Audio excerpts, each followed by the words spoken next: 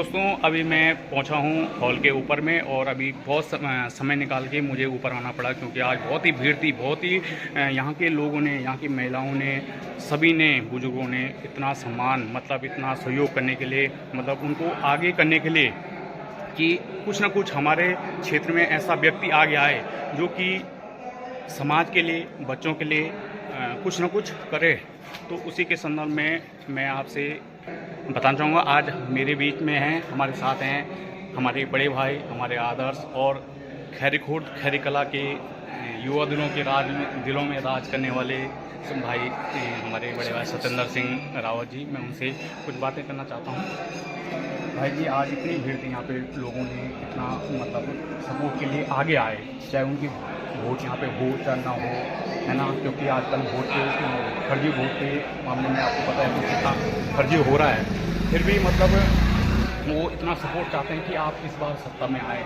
तो उनका एक दो पॉइंट भी थे कि बच्चों के और लेडीज़ों के, कि उनके लिए यहाँ पे पार्क की सुविधा नहीं है, खेलने की सुविधा नहीं है। जो बाहर से आ रहे हैं प्रॉपर्टी डीलर वाले, वो मनमानी रेट और वो करके, इसमें आप मतलब क्या कहना चाहते हैं यहाँ की जो आज जो जनता आ रखी?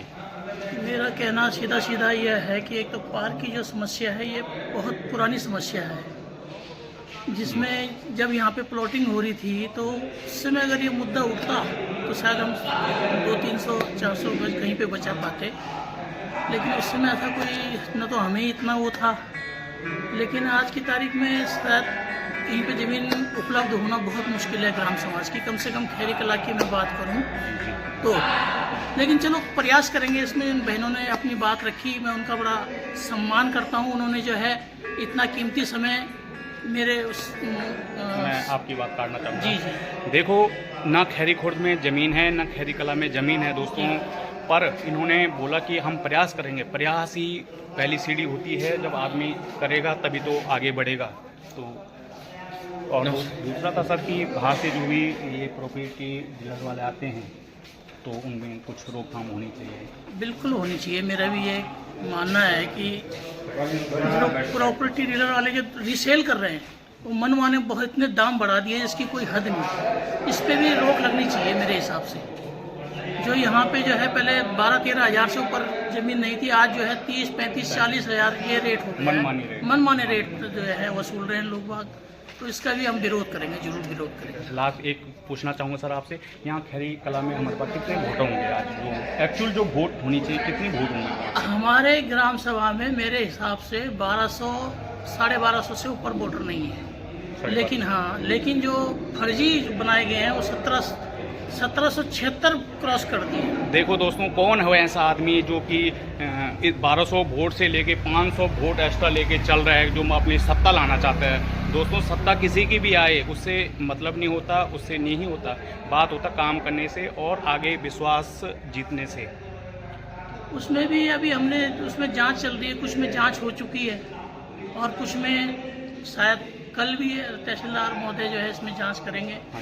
तो हमारा तो सीधा कहना है भाई, जिसका भवन खैरी कला के अंदर है वो यहाँ का निवासी है।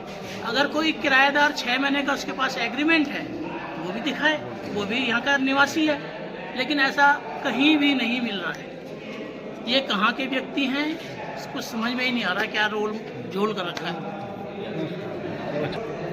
दोस्तों, आज भी जो हमारे बड़े भाई सत्येंद्र सिंह रावत जी हैं, उनकी यहाँ पे इतनी माहौल, इतना अच्छा माहौल है इस एरिया में कि अगर वो किसी के घर ये भी ना बोलें कि इस बार मैं प्रधान के लिए वोट रहा हूँ या किसी चीज़ के लिए वोट रहा हूँ, जिला पंचायत जो भी उठें, दोस्तों उनको किसी के घर जाने की ज़रूरत नहीं है। क्योंकि उन्होंने ऑलरेडी अपनी इमेज इतनी अच्छी यहाँ पे खैरी कला के अंदर बना रखी है कि उनको वोट मांगने की ज़रूरत नहीं है। और ये आपको समझना है दोस्तों, ये आपको समझना है कि इस बार आपको किस प्रत्याशी के लिए कौन सा बटन दबाना है, ये आपके ऊपर छोड़ा जाता है।